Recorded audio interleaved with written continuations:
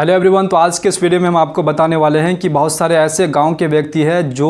इन कानून के बारे में उसको पता नहीं हो पाता है और वो बहुत सारे लाभों से जो है यहाँ पर वंचित रह जाते हैं, क्योंकि यहाँ पर 2025 के बजट में जो है सीनियर सिटीजन व्यक्तियों के लिए जितने भी वृद्ध व्यक्ति हैं उन सबों के लिए जो यहाँ पर बहुत सारे लाभ यहाँ पर दिए गए हैं 2025 के बजट में। और गाँव के व्यक्ति बहुत सारे ऐसे बुजुर्ग हैं, बहुत सारे ऐसे यहाँ पर महिला और पुरुष है, उनको जो इनके बारे में पता नहीं हो पाता है। और बहुत सारे ऐसे अनपढ़ व्यक्ति होते हैं और बहुत सारे ऐसे पढ़े लिखे भी व्यक्ति गांव से जो बिलोंग करते हैं उनको भी जो इन कानून के बारे में बहुत कुछ पता होता भी है और बहुत कुछ पता नहीं होता है। तो 2025 के बजट में जो है क्या लाभ दिए गए हैं और क्या उनका अधिकार है, 2025 में जो है यहाँ पर क्या अपडेट दिए हैं, इसके बारे में हम आपको इस वीडियो में पूरा डिटेल जानकारी देने वाले हैं। चाहे आप एक जो है पुरुष हैं, चाहे आप एक महिला हैं, चाहे आप एक कॉलेज स्टूडेंट है, चाहे आप एक अनपढ़ या फिर आप एक पढ़े लिखे व्यक्ति हैं, तो इन सभी व्यक्तियों के लिए जो है ये वीडियो बहुत ही जरूरी है। ये वीडियो आप लोगों के लिए बहुत ही यहाँ पर जरूरी है। ये वीडियो आपको देखना बेहद ज़रूरी है। तो यहाँ पर जो है बुजुर्ग व्यक्ति, जो जितने भी यहाँ पर व्यक्ति बुजुर्ग व्यक्ति हैं या फिर सीनियर सिटीजन के अंदर आ जाते हैं, वृद्ध व्यक्ति है,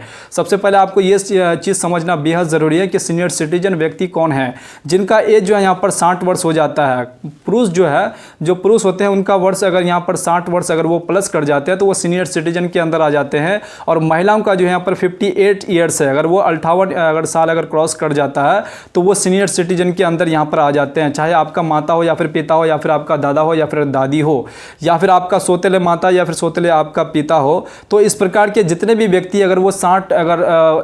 ईयर्स को यहाँ पर क्रॉस कर जाता है या फिर महिला जो 58 ईयर्स को अगर क्रॉस कर जाता है तो वो वृद्ध अवस्था में आ जाते हैं और वो जो यहाँ पर सीनियर सिटीजन के यहाँ पर अंदर आ जाते हैं। तो यहाँ पर जो है यहाँ पर सीनियर सिटीजन एक्ट 2007 के तहत जो है क्या कानूनी प्रावधान है, इसके बारे में आपको जानकारी होना बेहद ज़रूरी है। इसका अधिकार क्या है, सबसे पहले जो एक सीनियर सिटीजन व्यक्ति का जैसे कि क्या अधिकार है और इसका जो यहाँ पर क्या लाभ है, इसके बारे में हम लोग जान लेते हैं। सबसे पहले तो जितने भी यहाँ पर वृद्ध व्यक्ति है आपके घर में अगर है, अगर मान के चलिए आपके घर में जितने भी वृद्ध व्यक्ति है, जो आपका दादा हो या फिर आपका दादी हो या फिर आपका माता हो या फिर आपका पिता हो, अगर वो वृद्ध अवस्था में आ गया, वो अगर सीनियर सिटीजन के अंदर आ जाते हैं तो आपका यहाँ पर कानूनी अधिकार क्या बनता है और आपका यहाँ पर जो है सामाजिक अधिकार क्या बनता है। अगर आप अपने दादा या फिर अपने दादी या फिर अपने माता पिता को अगर समय पे खाने पीने के लिए नहीं देते हैं, समय पे उनका दवा का खर्च नहीं देते हैं, समय पे उनको जो है रहने के लिए यहाँ पर जो है घर वगैरह नहीं देते हैं और यहाँ पर समय पे कपड़ा वगैरह सारा चीज़ नहीं देते हैं, तो ये आपका कानूनी अधिकार है कि आपको जो यहाँ पर समय पे सारा चीज़ उनको देना होगा।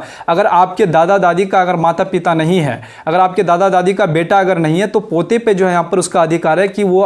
उसका पोता जो है उनका दादा दादी को जो यहाँ पर समय पे जो यहाँ पर सारा चीज़ उसको दे। अगर दादा दादी अगर दादा दादी का अगर बेटा अगर है तो बेटे को वो अधिकार पहुंच जाता है, अगर बेटा अगर नहीं है तो पोते को वो अधिकार पहुंच जाता है। ये चीज़ आपको जानकारी होना बेहद ज़रूरी है। उसके बाद माता पिता को तो देना होगा। और सौतेले माता पिता, बहुत सारे ऐसे बेटे होते हैं जो सौतेले माता पिता को क्या करते हैं, जब वो गोद में लेता है, जब उसका पिताजी उसको माताजी उसको गोद में लेते हैं, जब बच्चा बड़ा हो जाता है तो बच्चा कहने लगता है कि ये मेरा जो है माता पिता ओरिजिनल मेरा माता पिता नहीं, ये हमें गोद में लिया था, इसका हम खर्चा क्यों उठाए। लेकिन यहाँ पर जो है अगर जैसे ही आप वहाँ पर बोलते हैं कि इसका हम खर्चा कैसे क्यों उठाएं, तो इसी को लेकर के जो है यहाँ पर सीनियर सिटीजन एक्ट 2007 में यहाँ पर जो यहाँ पर कानून बनाए गए हैं। इस कानून के ही तहत जो आपका अधिकार है आपको देना होगा उनको खाने पीने के लिए और कपड़ा रहने के लिए, मकान उनको यहाँ पर समय पे, और यहाँ पर उसका जो हेल्थ के लिए जो है समय पे दवाई वगैरह सारा चीज़ आपको देना होगा। ये आपका कानूनी अधिकार है। सामाजिक तौर तरीके से अगर आप नहीं देते हैं तो आपको ये कानून यहाँ पर प्रावधान है, ये कानून यहाँ पर बनाए गए हैं तो आपको यहाँ पर देना होगा। अगर आप नहीं देते हैं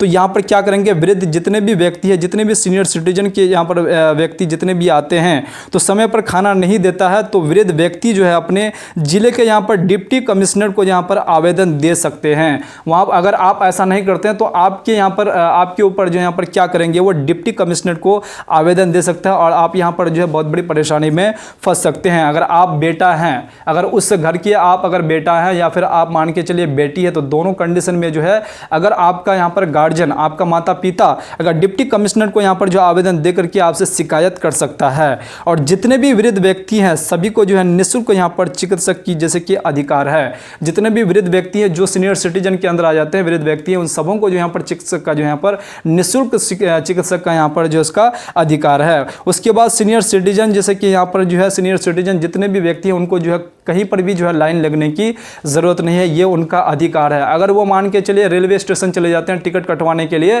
तो वहाँ पर उसको टिकट नहीं काटने के लिए वहाँ पर घंटों लाइन नहीं लगने का ज़रूरत है। अगर वो बैंक चले जाते हैं पैसे लेने के लिए तो वहाँ पर भी उसको घंटों लाइन लगने की ज़रूरत नहीं, क्योंकि उसका ये अधिकार है, वो बिना लाइन लगे जो है वो अपना पैसा को यहाँ पर ले सकता है या फिर अपना टिकट को यहाँ पर ले सकता है। अगर वो अगर मान के चले हॉस्पिटल भी चले जाते हैं तो वहाँ पर उसको लाइन लगने की ज़रूरत नहीं हो, आपको बिना लाइन लगे जो है अपना काम यहाँ पर जो है कर लेना, चाहे दवाई ले या फिर आप पैसा ले या फिर आप टिकट ले, तो आपको कहीं पर भी जो है यहाँ पर लाइन लगने की आपको ज़रूरत नहीं है। चाहे आप अगर बिजली बिल भी अगर आप पे करने के लिए जाते हैं तो वहाँ पर भी आपका यहाँ पर ये चीज़ छूट है कि जितने अगर आप सीनियर सिटीजन के अंदर आते हैं, अगर आप वृद्ध व्यक्ति हैं, तो चाहे आप पुरुष हो चाहे आप एक महिला हो, तो आपको जो यहाँ पर आपका ये अधिकार है, आपका यहाँ पर एक कानूनी अधिकार दिया गया है कि आपको यहाँ पर लाइन लगने की ज़रूरत नहीं है। हाँ, मान के चलिए अगर सीनियर सिटीजन व्यक्ति के अंदर अगर 5-6 आदमी अगर आ जाते हैं तो उसका लाइन जो है यहाँ पर अलग बन जाएगा, उसके हिसाब से आपको यहाँ पर काम करवाना है, ना कि आपको जनरल व्यक्तियों के बीच में यहाँ पर लाइन घंटों खड़े रहना है। अगर आपसे कोई अगर सवाल ऐसा कर लेता है कि आप भी लाइन में लग जाए तो उनको आप अपना अधिकार बता दीजिए।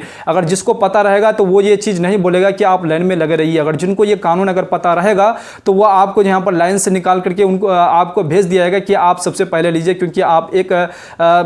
एक जो वृद्ध व्यक्ति है और आप जो सीनियर सिटीजन के अंदर आते हैं, आपका एज 60 साल प्लस हो गया है, आपका ये अधिकार है कि आप जो है पहले ये काम आप जो है अपना करवा लीजिए बिना लाइन लगे। तो ये चीज़ आपको जो जानकारी होना बेहद ज़रूरी है। ये इस कानून के बारे में अगर आपको ये कानून के बारे में अगर जानकारी नहीं रहता तो इन सभी लाभों से आप वंचित रह जाएंगे। खास करके गाँव के व्यक्तियों को जो है ये कुछ भी यहाँ पर जो उनको यह पता नहीं होता है और वो जो है घंटों भर जो है यहाँ पर हर जगह पे लाइन लगे रहता है और वो कुछ नहीं बोल पाते हैं। उसको जो है ये कानून के बारे में जानकारी होना बेहद ज़रूरी है। अगर आप ये वीडियो देख रहे हैं तो आप जो अपने यहाँ रिलेटिव में जितने भी आपका रिश्तेदार है, आपका जितने भी आपका अंडर में व्यक्ति है, ये वीडियो आपको जो उन तक शेयर जरूर कीजिए ताकि वो भी अपना अधिकार ले सके। उसके बाद जो है अगला यहाँ पर क्या बोला गया है कि आप सीनियर सिटीजन हैं, अगर आपके बच्चे आपको यहाँ पर जो है क्या करते हैं, प्रताड़ित करते हैं आपसे ज़मीन लिखवाने के लिए। अगर मान के चले आपका बेटा क्या करते हैं, आपसे जो है ज़बरदस्ती करते हैं, आपसे आपका प्रॉपर्टी लिखवाने के लिए, आपसे सारा ज़मीन लिखवाने के लिए, और आप जो है यहाँ पर क्या करते हैं, उसके गुस्से में आकर के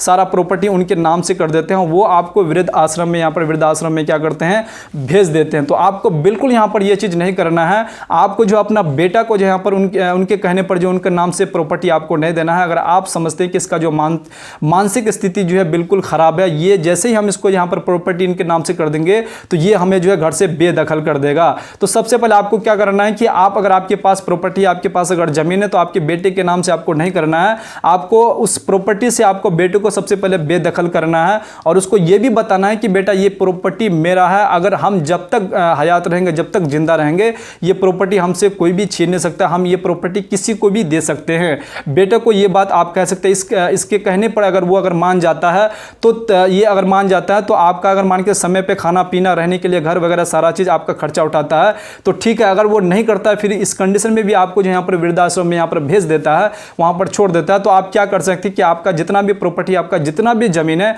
सारा ज़मीन जो है किसी दूसरे व्यक्ति के, चाहे आपका रिलेटिव हो, आपका ख़ानदान में हो, अगर उनके नाम से अगर आप यहाँ पर वसीयत करवा देते हैं, जब तक आप जिंदा, वसीयत का मतलब होता है जब तक आप जिंदा रहेंगे तब तक वो ज़मीन का मालिक आप ही रहेंगे। जैसे आप डेथ कर जाएंगे वो ज़मीन का मालिक जिसके नाम से आप वसीयत करेंगे उन पे चला जाएगा और वो आपका जो यहाँ पर जब तक आप रहेंगे उसका आपका जो यहाँ पर वो केयर करेंगे, आपका ख्याल रखेंगे, आपको समय पे खाना पीना, रहने के लिए घर और यहाँ पर आपका जो है कपड़ा वगैरह, दवाई, सारा चीज़ आपको यहाँ पर जब तक आप हयात रहेंगे तब तक वो देंगे। तो सबसे पहले आपको ये चीज़ करना है। आपको जो यहाँ पर आपके बेटे के कहने पर जो है सारा चीज़ अगर आप ऐसा कर देते हैं तो फिर आप बहुत बड़ी परेशानी में पड़ सकते हैं। तो बेटा ज़्यादा, अगर ये कंडीशन ये भी होता है कि अगर आपका कोई बेटा अगर मान के चले कम पैसे कमाता है और वो समय पे आपको यहाँ पर खाने पीने के लिए, दवाई वगैरह सारा कुछ नहीं दे पाता है, तो इस कंडीशन में अगर आपका कोई अगर बेटी अगर कहीं पर अगर अच्छा काम करते हैं या फिर सरकारी नौकरी अगर करते हैं तो उनका भी ये अधिकार है, उनसे भी आप जो है यहाँ पर सारा खर्च आपका जो है यहाँ पर जो रहने के लिए घर,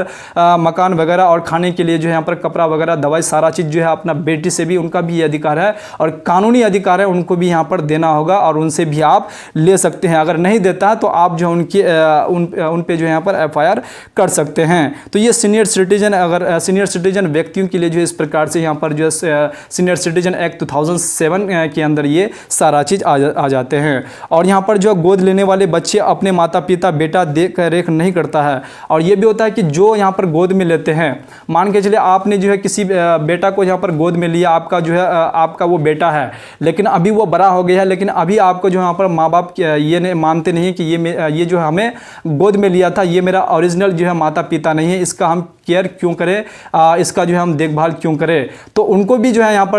पर 2007 के अंदर सीनियर सिटीजन एक्ट 2007 के अंदर जो है उनको भी यहाँ पर जो है अपने माता पिता का केयर करना होगा। ये उनका जो है कानूनी अधिकार उनको देना होगा। खाने पीने के लिए जो है यहाँ पर सारा चीज़ देना होगा, कपड़ा पहनने के लिए जो है सारा चीज़ देना होगा। नहीं देता है तो उन पे भी जो है यहाँ पर FIR होने वाले हैं। अगर आप भी सीनियर सिटीजन के अंदर आते हैं तो आपको जो इन कानून के बारे में मालूम होना आपको बेहद ज़रूरी है, नहीं तो आप जो है बहुत बड़ी परेशानी में पड़ सकते हैं और आपको जो है यहाँ पर ये सारे लाभों से आप वंचित रह सकते हैं। उम्मीद करता हूँ कि ये इन्फॉर्मेशन आप लोगों के लिए जो है बहुत ही हेल्पफुल साबित रहा होगा। अगर आपको वीडियो के अंदर अगर ज़रा सा भी अगर आपको इन्फॉर्मेशन लगा है तो प्लीज़ वीडियो को लाइक और चैनल को सब्सक्राइब जरूर करके रखिएगा, ताकि हम इस चैनल पर जो इस प्रकार की वीडियो अपलोड करते रहते हैं। तो चलिए फिर से इसी प्रकार से दूसरे वीडियो में दूसरे कंटेंट के साथ मिलते हैं। तब तक के लिए आप अपना ख्याल रखिएगा। जय हिंद, जय भारत, वंदे मातरम।